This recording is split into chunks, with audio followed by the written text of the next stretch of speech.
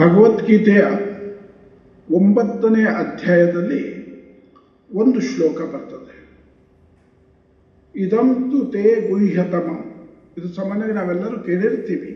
ಪ್ರವಕ್ಷ್ಯಾಮ್ಯನಸೂಯವೇ ಜ್ಞಾನಂ ವಿಜ್ಞಾನ ಸಹಿತಂ ಯಜ್ಞಾತ್ವ ಮೋಕ್ಷಸೇ ಶುಭಾತ್ ಅಂತ ಶ್ರೀಕೃಷ್ಣ ಅರ್ಜುನನಿಗೆ ಹೇಳಿದ್ದೇನೆ. ಅಂದರೆ ಇಲ್ಲಿ ಏನು ಹೇಳ್ತಾನೆ ಕೃಷ್ಣ ಅಂತಂದರೆ, ಅತ್ಯಂತ ರಹಸ್ಯವಾದಂತಹ ಜ್ಞಾನವನ್ನು ನಿನಗೆ ಬೋಧಿಸ್ತಾ ಇದ್ದೀನಿ ಅಂತ. 8 ಅಧ್ಯಾಯದವರೆಗೂ ರಾಜಯೋಗ, ಕರ್ಮಯೋಗ, ಭಕ್ತಿಯೋಗ, ಧ್ಯಾನಯೋಗ, ಜೀವನದ ಬಗ್ಗೆ ಎಲ್ಲ ಹೇಳಿದ್ದಾನೆ. 9ನೇ ಅಧ್ಯಾಯದಲ್ಲಿ ನಿನಗೆ ಅತ್ಯಂತ ರಹಸ್ಯವಾದಂತಹ ಜ್ಞಾನವನ್ನು ಬೋಧಿಸ್ತಾ ಇದ್ದೀನಿ ಅಂತ. ಇದನ್ನು ಒತ್ತಿ ಹೇಳ್ತಾನೆ, ಅತ್ಯಂತ ರಹಸ್ಯವಾದದ್ದು ಅಂತ. ರಹಸ್ಯವಾದದ್ದು ಅಂತ ಹೇಳಿದರೆ ಏನೋ ಇಲ್ಲದೆ ಇರುವುದಂತಲ್ಲ. ರಹಸ್ಯವಾದದ್ದು ಅಂತ ಹೇಳಿದ್ರೆ ಡೀಪ್ ಆಗಿರುವುದು ಅಂತ. ಸುಲಭವಾಗಿ ಕಣ್ಣಿಗೆ ಕಾಣಿಸದೆ ಯಾವುದಿರ್ತದೆ ಅದಕ್ಕೆ ನಾವು ರಹಸ್ಯವಾದದ್ದು ಅಥವಾ ಸೀಕ್ರೆಟ್ ಅಂತ ಹೇಳ್ತೀವಿ.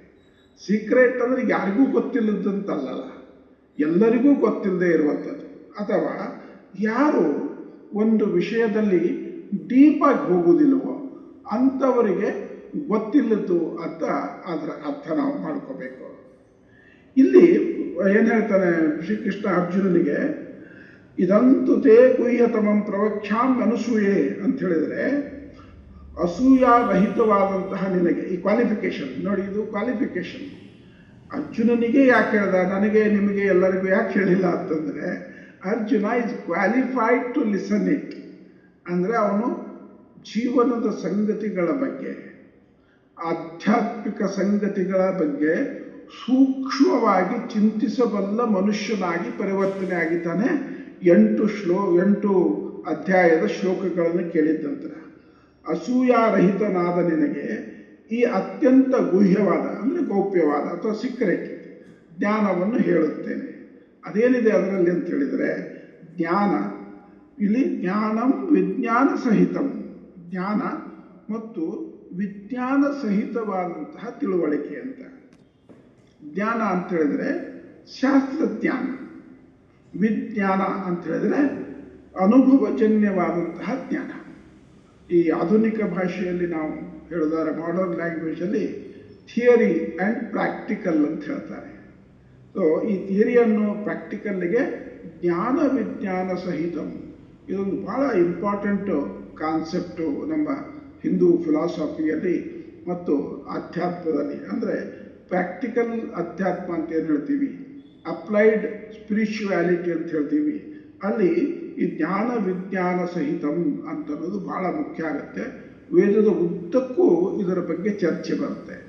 ಮತ್ತು ಎಕ್ಸಾಕ್ಟ್ಲಿ ವೇದದಲ್ಲಿ ನೀವು ವೇದದ ಪರಿಚಯ ಇರುವ ನಮಗೆ ಕೆಲವರಿಗೆ ಖಂಡಿತವಾಗಿಯೂ ಗೊತ್ತಾಗುತ್ತೆ. ಏನಂತ ಹೇಳಿದ್ರೆ, ಯಾವುದು ಥಿಯರಿ, ಯಾವುದು ಪ್ರಾಕ್ಟಿಕಲ್ ಅಂತ, ಯಾವುದು ತಿಳ್ಕೊಂಡು ಅದು ಯಾವುದು ಅನುಸರಿಸಬೇಕು ಅಂತ ಅನ್ನೋದು ನಮಗೆ ಗೊತ್ತಾಗ್ತದೆ.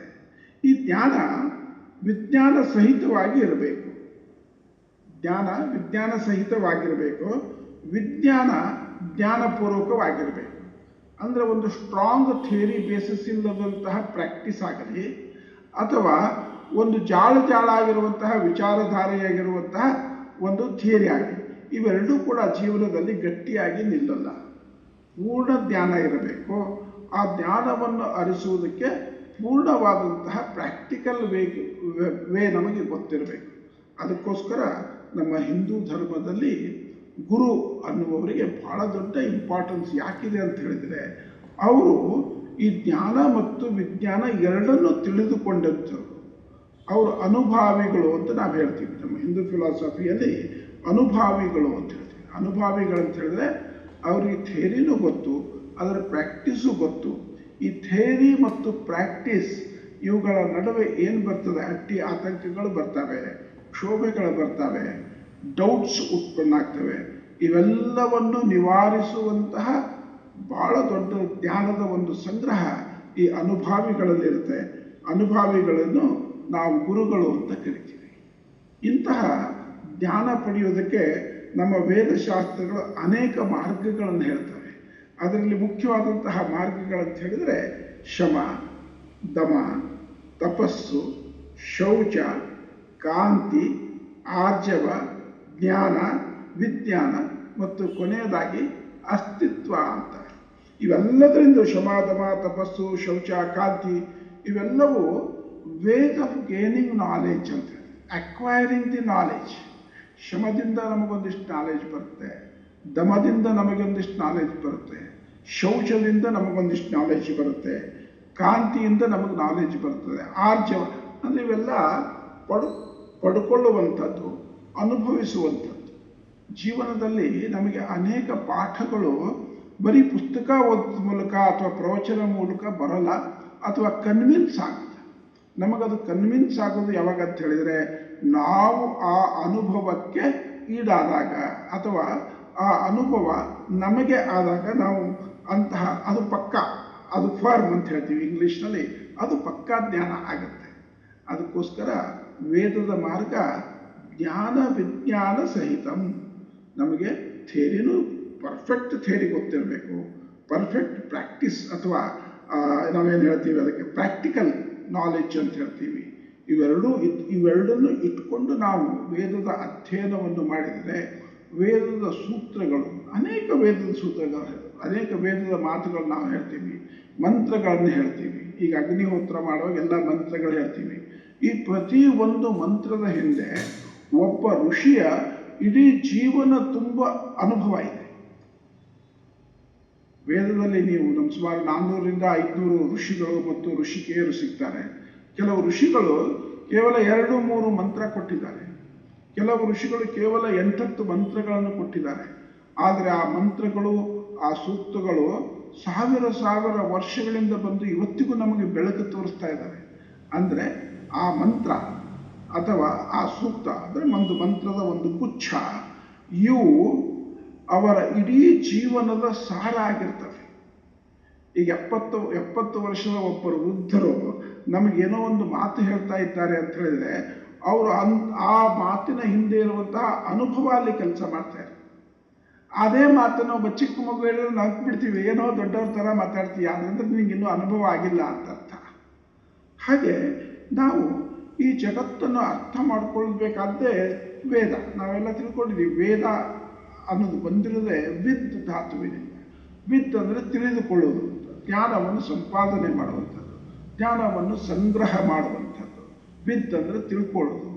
ಸೊ ಈ ತಿಳ್ಕೊಳ್ಳೋದು ಎಲ್ಲಿಗಾಗಬೇಕಂತ ಹೇಳಿದರೆ, ಈ ಜಗತ್ತು, ಈಶ್ವರ ಮತ್ತು ಜೀವಿ ಇವೆಲ್ಲದರ ಬಗ್ಗೆ ಮತ್ತು ಒಂದಕ್ಕೊಂದು ಏನು ಸಂಬಂಧ ಇದೆ, ಆ ಸಂಬಂಧವನ್ನು ನಾವು ಅರ್ಥ ಮಾಡ್ಕೊಳ್ತಾ ಹೋದರೆ ನಮ್ಮ ಜೀವನ ಮತ್ತು ಈ ಸೃಷ್ಟಿ ಮತ್ತು ಇವೆರಡಕ್ಕೂ ಕಾರಣ ಆದಂತಹ ಭಗವಂತ ನಮಗೆ ನಿಶ್ಚಿತವಾಗಿ ಗೊತ್ತಾಗ್ತದೆ. ನನ್ನ ಬಾಯಿಯಿಂದ ನಾನು ದೇವರು ಅಂತ 1000 ಸಾರಿ ಹೇಳಿದರೂ ನನಗೆ ದೇವರ ಅನುಭವ ಇಲ್ಲ. ನಾನು 10 ವರ್ಷದಿಂದ ಅಗ್ನಿಹೋತ್ರ ಮಾಡ್ತಾ ಇದ್ದೀನಿ, ನನಗೆ ಒಂದು ಅನುಭವ ಆಗಿಲ್ಲ. ನನಗೆ ಅಗ್ನಿ ಜೊತೆಗೆ ನಾನು ಒಂದ್ಸರಿನೂ ಮಾತಾಡ್ಲಿಕ್ಕಾಗಿಲ್ಲ. ಇದೆಲ್ಲ ಹೇಗಂತ ಹೇಳಿದರೆ, ಒಂದು ಮಧ್ಯೆ ಗೋಡೆ ಇದೆ, ಆ ಕಡೆ ಇದ್ದ ಯಾರನ್ನೋ ನಾವು ಅಡ್ರೆಸ್ ಮಾಡ್ತಾ ಇದ್ದೀವಿ. We don't know who is there, I don't know with whom I am communicating. Every time I chant a mantra, I am communicating with a divine personality. ಪ್ರತಿ ಸಾರಿ ನಾನು ಒಂದು ಮಂತ್ರವನ್ನು ಅಥವಾ ಮಂತ್ರದ ಒಂದು ಶಬ್ದವನ್ನು ಉಚ್ಚಾರಣೆ ಮಾಡಿದಾಗ ನಾನು ಒಂದು ದೇವತೆಯ ಜೊತೆಗೆ ಕಮ್ಯುನಿಕೇಟ್ ಮಾಡ್ತೀನಿ, ಸಂವಹನ ಮಾಡ್ತಾ ಇರ್ತೀನಿ. ಆ ಇಂಟೆನ್ಸಿಟಿ ಯಾವಾಗ ಬರುತ್ತೆ, ಆಗ ನಮಗೆ ಮುಖ್ಯವಾಗಿ ಆಗ ನಮಗೆ ಅನಿಸೋದೇನಂದರೆ, ನಾವು ವೇದದ ದಾರಿಯಲ್ಲಿದ್ದೀವಿ, ವೇದವನ್ನು ನಾವು ಅರ್ಥ ಮಾಡ್ಕೋತಾ ಇದ್ದೀವಿ. ಹಾಗೆ ನಮ್ಮ ಹಿಂದೂ ಧರ್ಮದಲ್ಲಿ ಈ ಷಡ್ದರ್ಶನಗಳಂತೂ ನಾವು ಕೇಳಿದ್ದೀವಿ. ಭಗವದ್ಗೀತಾ ಅಫ್ಕೋರ್ಸ್ ಅದು ಇಡೀ ವೇದ ಉಪನಿಷತ್ತುಗಳ ಸಾರ ಸಂಗ್ರಹ. ದೊಗ್ಧ ಗೋಪಾಲನಂದನ ಅಂತ ಹೇಳ್ತಾರೆ. ಅಂದರೆ ಈ ಉಪನಿಷತ್ತುಗಳು ಅಂತ ಹೇಳಿದರೆ ವೇದ ಮತ್ತು ಉಪನಿಷತ್ತುಗಳ ಹಾಲನ್ನು ಕರೆದು ಕುಡಿಯೋದಕ್ಕೆ ರೆಡಿ ಮಾಡಿ ಕೊಟ್ಟಿರುವಂಥದ್ದು. ಹಸುವಿನ ಶರೀರದಲ್ಲಿದೆ ಹಾಲು, ಕುಡಿಯೋದಕ್ಕಿಲ್ಲ. ನಮಗೆ ಕುಡಿಬೇಕಾದ್ರೆ ಕರೆದು ಹೊರಗೆ ತೆಗೆದಿರಬೇಕು ಗೌಳಿಗ. ಕೃಷ್ಣ ಅನ್ನುವ ಗೌಳಿಗ ಕರೆದು ಹೊರಗೆ ತೆಗೆದು ಭಗವದ್ಗೀತೆಯ ಮೂಲಕ ನಮಗೆ ಕೊಟ್ಟಿದ್ದಾನೆ. ಅಂಥದ್ದೇ ಇನ್ನೊಬ್ಬ ಋಷಿ ಕಣಾದ, ನಾವು ಹೆಸರು ಕೇಳಿರ್ತೀವಿ. ಈ ಕಣಾದನ ಹೆಸರು ನಾವು ಕೇಳಿರ್ತೀವಿ. ಈ ಕಣಾದ ಹಿಸ್ಟಾರಿಯನ್ಸ್ ಹೇಳೋದು ಇವರು ಕ್ರಿಸ್ತ ಪೂರ್ವ 6ನೇ ಶತಮಾನದಲ್ಲಿ ಇದ್ದಂಥವರು. ಇವರು ಕೊಟ್ಟಂತಹದ್ದು ಫಿಲಾಸಫಿ ವೈಶೇಷಿಕ ದರ್ಶನ ಅಂತೇಳಿ. ಈ ವೈಶೇಷಿಕ ದರ್ಶನದ ಮೂಲಕ ಕಣಾದ ಮಹರ್ಷಿಗಳು ನಮಗೆ ಬಿಡಿಸಿದ್ದು ಇವತ್ತಿನ ಆಟಮ್ ಅಂತ ಹೇಳ್ತೀವಿ, ಪರಮಾಣು ಅಂತ ಹೇಳ್ತೀವಿ. ಆ ಪರಮಾಣು ಸಿದ್ಧಾಂತವನ್ನು ಕಣಾದ ಋಷಿಗಳು ನಮಗೆ ಕೊಟ್ಟರು. ಈ ಕಣಾದ ಋಷಿಯ ರೆಫರೆನ್ಸ್ ನಾನು ಯಾಕೆ ಹೇಳ್ತಿದ್ದೀನಿ ಮತ್ತು ಆಟಮ್ ಬಗ್ಗೆ ಯಾಕೆ ಹೇಳ್ತಾ ಇದ್ದೀನಿ ಅಂತ ಹೇಳಿದರೆ, ನಾವು ಆರಂಭದ ಕ್ಲಾಸ್ಗಳಲ್ಲಿ ತಿಳ್ಕೊಂಡಿದ್ದೀವಿ ಏನಂತ ಹೇಳಿದರೆ, ಈ ಜಗತ್ತಿನಲ್ಲಿ ಬೆಳಕಿನ ಶಕ್ತಿಗಳು ಮತ್ತು ಕತ್ತಲೆಯ ಶಕ್ತಿಗಳು ಇದ್ದಾವೆ ಅಂತ. ಅಂದರೆ the forces of light and the forces of darkness ಅಂತ. ಶ್ರೀ ಅರವಿಂದರದೊಂದು ಕೊಟೇಶನ್ ಇದೆ, ಅವ್ರದ್ದು ದಿ ಸೀಕ್ರೆಟ್ ಆಫ್ ದಿ ವೇದ ಪುಸ್ತಕದಲ್ಲಿ ಅವರೊಂದು ಕೊಟೇಶನ್ ಏನಿದೆ, the life is a battle between the forces of light and the forces of darkness. Ultimately, the forces of light will win the battle. ಅಂದರೆ ಈ ಜೀವನ ಅನ್ನೋದು ಬೆಳಕಿನ ಶಕ್ತಿಗಳು ಮತ್ತು ಅಂಧಕಾರದ ಶಕ್ತಿಗಳು ಇವುಗಳ ನಡುವಿನ ಒಂದು ಯುದ್ಧ. ಅಂತಿಮವಾಗಿ ಬೆಳಕಿನ ಶಕ್ತಿಗಳು ವಿಜಯವನ್ನು ಸಾಧಿಸ್ತವೆ ಅಂತ. ಪರಮಾಣು ಅಂತ ಅಂದ ತಕ್ಷಣ, ಈ ಪರಮಾಣು ಅಂದರೆ ಒಂದು ಶಕ್ತಿ. ಈ ಜಗತ್ತಿನಲ್ಲಿ ಎಲ್ಲವೂ ಆಗಿರುವಂಥದ್ದು ವಸ್ತು ಅಂತಂದಾಗ ಅದು ವಿನಾಶಿ. ಆದರೆ ಆ ವಸ್ತುವಿಗೊಂದು ಚೇತನ ಇದೆ, ಆ ವಸ್ತುವಿಗೊಂದು ಶಕ್ತಿ ಇದೆ. ಅದಕ್ಕೆ ನಾವೇನು ಹೇಳ್ತೀವಿ, ಅಣು ಅಂತ ಹೇಳ್ತೀವಿ. ಈ ಅಣು ಅನ್ನೋದು ಅವಿನಾಶಿಯಾಗಿತ್ತು, ಅದು ಯಾವತ್ತೂ ವಿನಾಶ ಆಗಲ್ಲ. ಅಣುವಿಂದ ನಿರ್ಮಾಣ ಆಗಿರುವಂತಹ ವಸ್ತುಗಳು ವಿನಾಶ ಆಗ್ತವೆ. ಅದನ್ನೇ ನಾವು ಆತ್ಮ ಮತ್ತು ಪರಮಾತ್ಮನ ಸಂಬಂಧ ಅಂತ ಹೇಳೋದು. ಆತ್ಮ ಅದು ಒಂದು ಸಣ್ಣ ಕಣ, ಅದು ಒಂದು ಶಕ್ತಿ, ಅದು ಒಂದು ಚೇತನ, ಅದು ಅವಿನಾಶಿ. ಅದು ಈ ಆಟಮ್ ಅಂತ ಏನು ತೋರಿಸ್ಕೊಟ್ರು ಅದರಲ್ಲಿ ರಿಪ್ರೆಸೆಂಟೇಟಿವ್. ಆಟಮ್ ಎಷ್ಟು ಬೇಕಷ್ಟು ದೊಡ್ಡ ಶಕ್ತಿ ಆಗ್ಬೋದು. ಕಾಣೋದಕ್ಕೆ ಚಿಕ್ಕದಿದ್ದರೂ, ಕಣ್ಣಿಗೆ ಕಾಣದಂತಹ ಚಿಕ್ಕದಿದ್ದರೂ ಕೂಡ ಅದರ ಶಕ್ತಿ ಇಡೀ ಜಗತ್ತನ್ನು ಮುನ್ನಡೆಸಬಲ್ಲಂತಹ ಶಕ್ತಿ ಒಂದು ಆಟಮ್ನಲ್ಲಿ ಇರ್ತದೆ. ಇವತ್ತು ಆಟಮ್ ನಮ್ಮ ಕೈಗೆ ಸಿಕ್ಕಿದೆ, ನಮ್ಮ ಗುರುತು ಹಿಡಿದಿದ್ದಾರೆ. ಈಗ ಹತ್ತಿರದ ಒಂದು ಶತಮಾನದ ಹಿಂದೆ ಅಷ್ಟು ಆಟಮ್ ಅನ್ನು ಗುರುತು ಹಿಡಿದ್ರು. ಆಟಮ್ ಅಂದರೆ ಒಂದು ಶಕ್ತಿ, ಅದು ಮನುಷ್ಯನಿಗೆ ಉಪಯೋಗವಾದಂತಹ ಶಕ್ತಿನೂ ಆಗ್ಬೋದು, ಅಥವಾ ಮನುಷ್ಯನಿಗೆ ವಿನಾಶ ಮಾಡುವಂತಹ ಶಕ್ತಿನೂ ಆಗ್ಬೋದು ಅನ್ನೋದು ನಾವು ಗೊತ್ತಿದೆ. ಈಗ ಪರಮಾಣುವಿನಿಂದ ಎಲೆಕ್ಟ್ರಿಸಿಟಿ ಉತ್ಪಾದನೆ ಮಾಡ್ತಾರೆ. ಅನೇಕ ವೈದ್ಯಕೀಯ ಕೆಲಸಗಳಿಗಾಗಿ ಈ ಆಟಮ್ ಅನ್ನು, ಪರಮಾಣು ಶಕ್ತಿಯನ್ನು ಬಳಸ್ತಾರೆ. ಅನೇಕ ಯಂತ್ರಗಳನ್ನು ಓಡಿಸೋದಕ್ಕೆ, ಇಂತಹ ಕೆಲಸಗಳನ್ನು ಮಾಡುವುದಕ್ಕೆ ಕೂಡ ಈ ಆಟಮಿಕ್ ಎನರ್ಜಿಯನ್ನು ಉಪಯೋಗಿಸ್ತಾರೆ.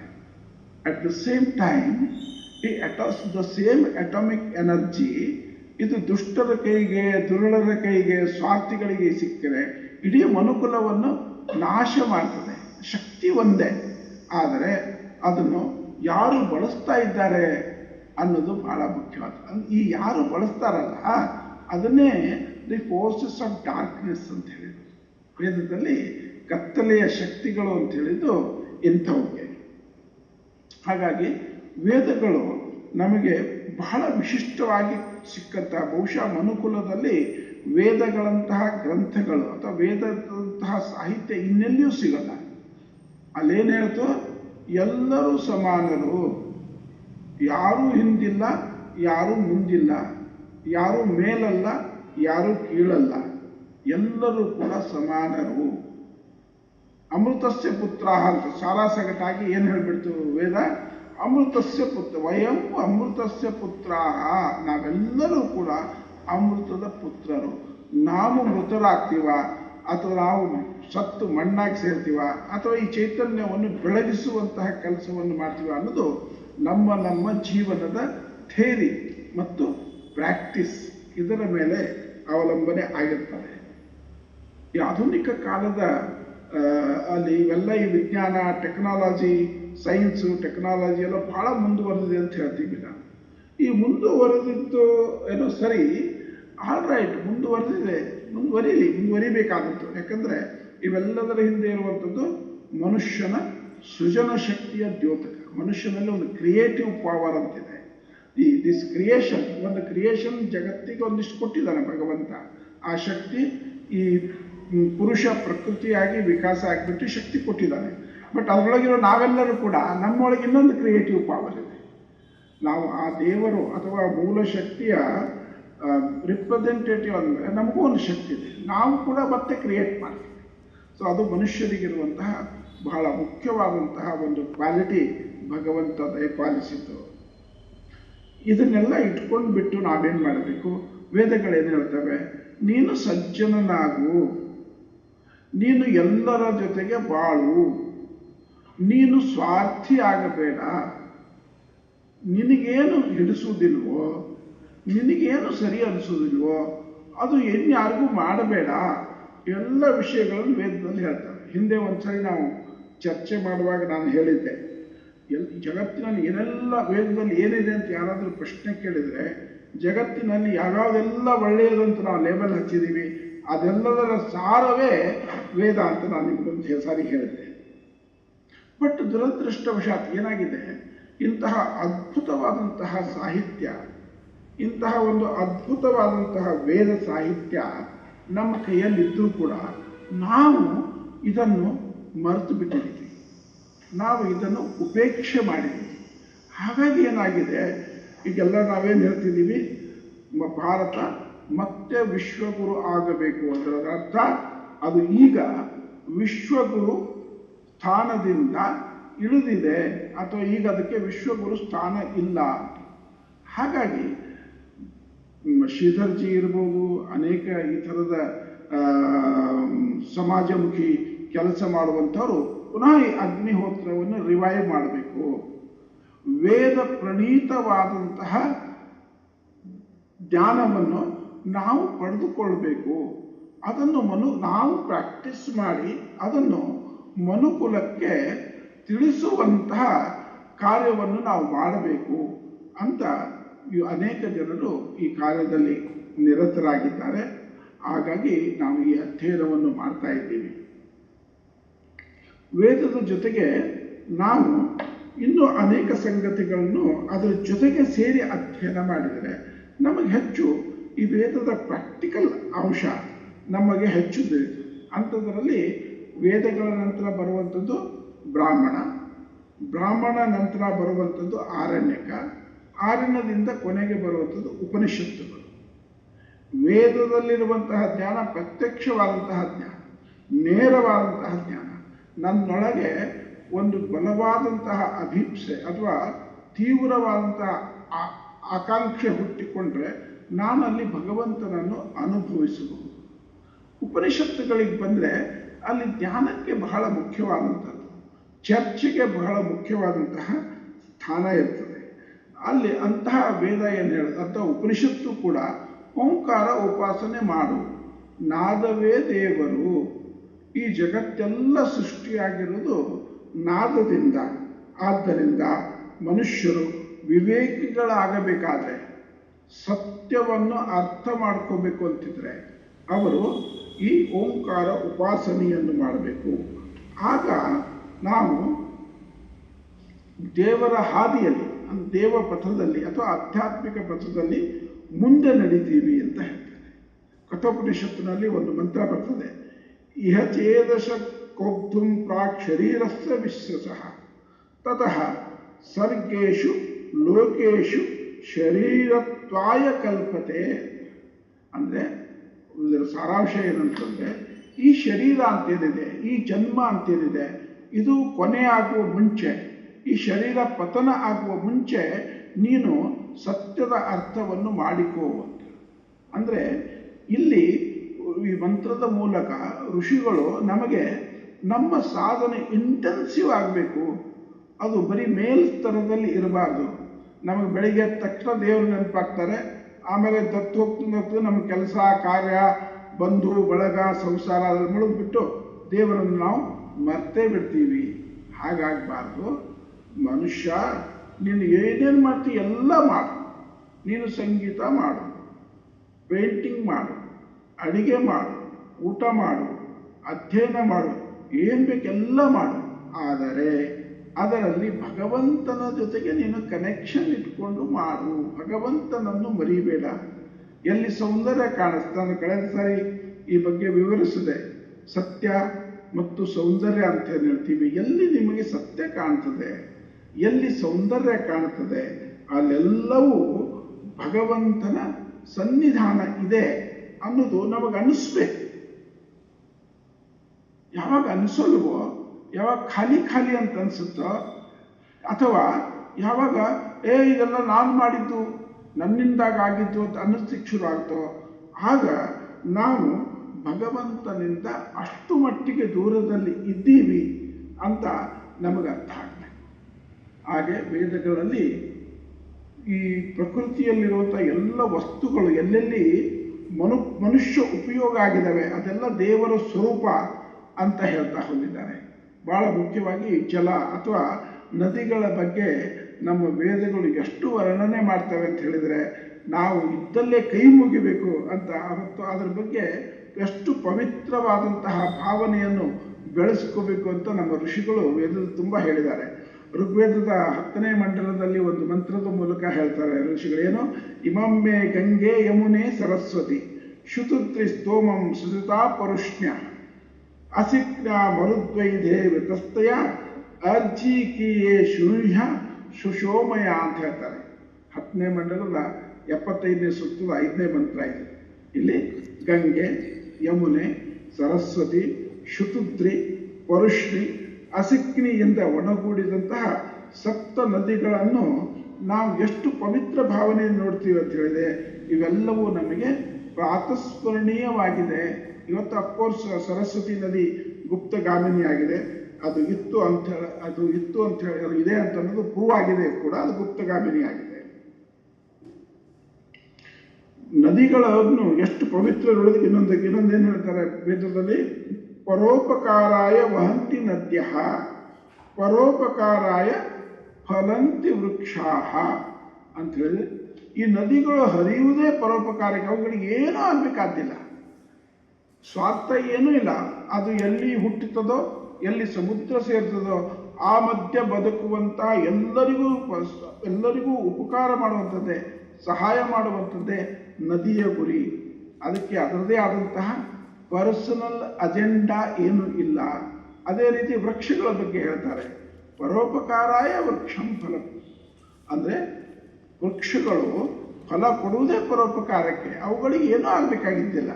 ಫಲ ಕೊಟ್ಟು ಬಿಟ್ಟು ನಮ್ಮಿಂದ ಏನಾರು ಅಪೇಕ್ಷೆ ಮಾಡ್ತವೆ, ದುಡ್ಡು ಕೊಡುವುದೇನು ಫಲ ಕೊಡ್ತೀವಿ ಅಂತ ಹೇಳ್ತಾವ, ಅಥವಾ ನಾವು ನೀರು ಹಾಕು ಗೊಬ್ಬರ ಹಾಕು ಅಂದರೆ ಮಾತ್ರ ಫಲ ಕೊಡ್ತೀವಿ ಅಂತ ಕಂಡೀಷನ್ ಹಾಕ್ತವ? ಇಲ್ಲ. ನದಿಗಳು ಯಾವುದೇ ಸ್ವಾರ್ಥ ಇಲ್ಲದೆ ಹರಿದು ಎಲ್ಲರಿಗೂ ಉಪಕಾರ ಮಾಡುವಂತೆ, ವೃಕ್ಷಗಳು ಯಾರಿಂದನೂ ಏನನ್ನು ಅಪೇಕ್ಷೆ ಪಡೆದೇ ಕೇವಲ ಮನುಷ್ಯರನ್ನು ಸಂತೃಪ್ತಿಗೊಳಿಸುವುದಕ್ಕೆ ಫಲವನ್ನು ಕೊಡುವಂತೆ, ಮನುಷ್ಯರು ಕೂಡ ಈ ತನ್ನ ಜೀವನವನ್ನು ತಮ್ಮದೇ ಆದಂತಹ ಅಜೆಂಡಾ ಇಲ್ಲದೆ, ಶುದ್ಧ ಸ್ವಾರ್ಥ ಇಲ್ಲದೆ ನಡೆಸಬೇಕು ಅಂಥೇಳಿ ವೇದಗಳು ಅಪೇಕ್ಷೆ ಪಡ್ತವೆ. ಶುದ್ಧಾನ ಆಪಸ್ತನ್ವೇ ಕ್ಷರಂತು. ನದಿಯ ನೀರು ನಮಗೆ ಉಪಕಾರ ಮಾಡೋದು ಅಷ್ಟೇ ಅಲ್ಲ, ಇವುಗಳಲ್ಲಿ ನಮ್ಮನ್ನು ಶುದ್ಧಗೊಳಿಸುವಂತಹ, ನಮ್ಮನ್ನು ಪರಿಶುದ್ಧಗೊಳಿಸುವಂತಹ, ನಮ್ಮನ್ನು ಮಲರಹಿತರನ್ನಾಗಿ ಮಾಡಿಸುವಂತಹ ಶಕ್ತಿಗಳು ಇದ್ದಾವೆ ಅಂತ ಅವ್ರು ಹೇಳ್ತಾರೆ. ಅಷ್ಟೇ ಅಲ್ಲ, ಈ ನದಿಗಳಿಗೆ ಅಥವಾ ನದಿಯ ನೀರಿಗೆ ಅಥವಾ ಹರಿಯುವ ನೀರಿಗೆ ಮನುಷ್ಯರ ರೋಗ ರುಜಿನಗಳನ್ನು ನಿವಾರಣೆ ಮಾಡುವಂಥ ಶಕ್ತಿ ಇದೆ ಅಂತ ಆಗಿನ ಕಾಲಕ್ಕೆ ಕಂಡುಕೊಂಡಿದ್ದಾರೆ. ಇವತ್ತೆಲ್ಲ ವಾಟರ್ ಥೆರಪಿ, ವಾಟರ್ ಬಗ್ಗೆ ಇಷ್ಟೆಲ್ಲ ವಿಜ್ಞಾನ ಹೇಳುತ್ತೆ.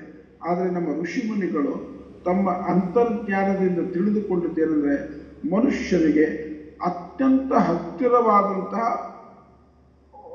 ಏನು ಹೇಳ್ತೀರಿ ನೀವು, ಮೆಡಿಸಿನ್ ಅಥವಾ ಮನುಷ್ಯನ ಶಾರೀರಿಕ ಮತ್ತು ಆತ್ಮಿಕ ಮತ್ತು ಮಾನಸಿಕ ಇವೆಲ್ಲ ಶಕ್ತಿಗಳನ್ನು ಹೆಚ್ಚುಗೊಳಿಸುವಂತಹ, ವಿಶಾಲಗೊಳಿಸುವಂತಹ ಶಕ್ತಿ ಯಾವುದಕ್ಕಾದರೂ ಇದ್ದರೆ ಅದು ನೀರಿಗಿದೆ ಅಂತ.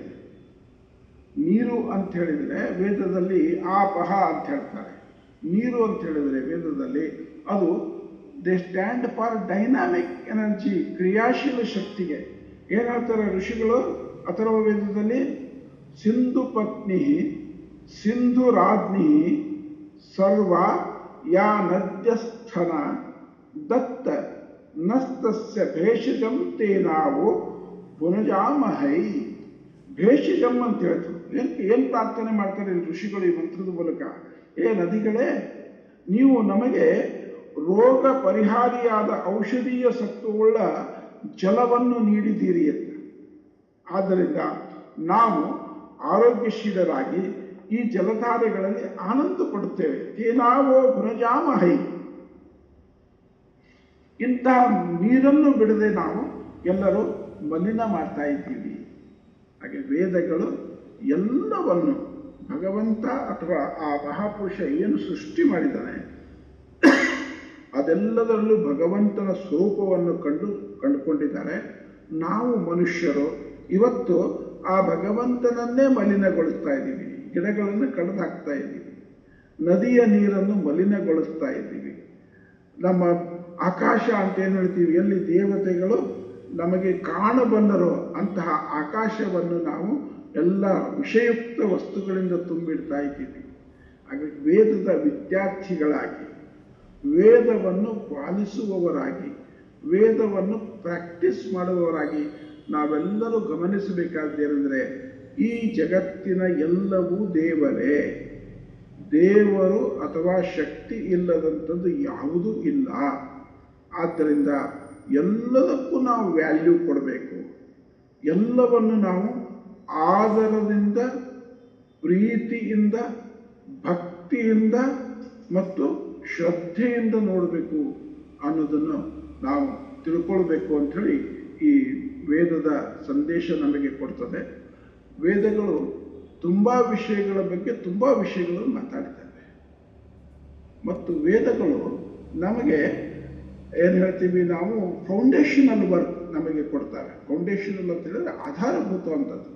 ನಮ್ಮನ್ನು ಗಟ್ಟಿಯಾಗಿ ಯಾವುದು ಹಿಡಿದಿಡಬಲ್ಲದೋ ಅಂತಹ ಹಿಡಿದಿಡಬಲ್ಲಂತಹ ಸತ್ಯಗಳನ್ನು, ಜೀವನದ ರಹಸ್ಯಗಳನ್ನು ವೇದಗಳು ನಮಗೆ ಕೊಡ್ತವೆ.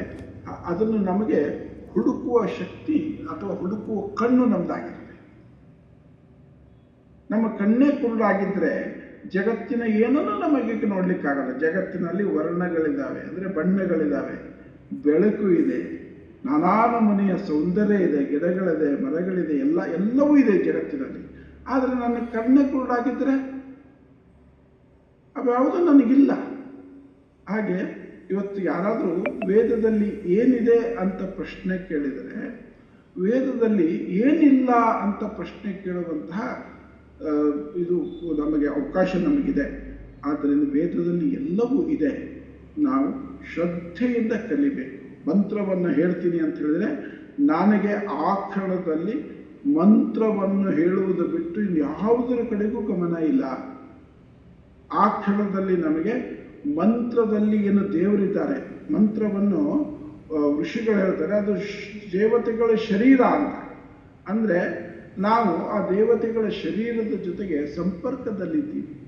ಆ ದೇವತೆಗಳ ಶರೀರದ ಜೊತೆಗೆ ನಾವು ಕೂತ್ಕೊಂಡಿದ್ದೀವಿ ಅಂತಂದರೆ ಅವು ಸೀರಿಯಸ್ ಶುಡ್ ಬಿ ಅನ್ನೋದನ್ನು ಮನಸ್ಸಿನಲ್ಲಿ ಇಟ್ಕೊಂಡು ಅಧ್ಯಯನ ಮಾಡಿದರೆ, ಅದನ್ನು ಪಾಲನೆ ಮಾಡಿದರೆ, ಭಗವಂತ ಸೃಷ್ಟಿಸಿದ ಎಲ್ಲ ವಸ್ತುಗಳ ಬಗ್ಗೆ ಒಂದು ಗೌರವವನ್ನು, ಒಂದು ಸಾಮರಸ್ಯ ಭಾವನೆಯನ್ನು, ಅಹಂಕಾರರಹಿತವಾದಂತಹ ಅಪ್ರೋಚ್ ನಮಗಿದ್ದರೆ ಆಗ ನಮಗೆ ಬೇಕಾದಂತಹ ಜೀವನ ಸೌಂದರ್ಯ ಮತ್ತು ಜೀವನ ಆನಂದ ಇವೆಲ್ಲವೂ ಸಿಗ್ತಾ ಹೋಗ್ತವೆ.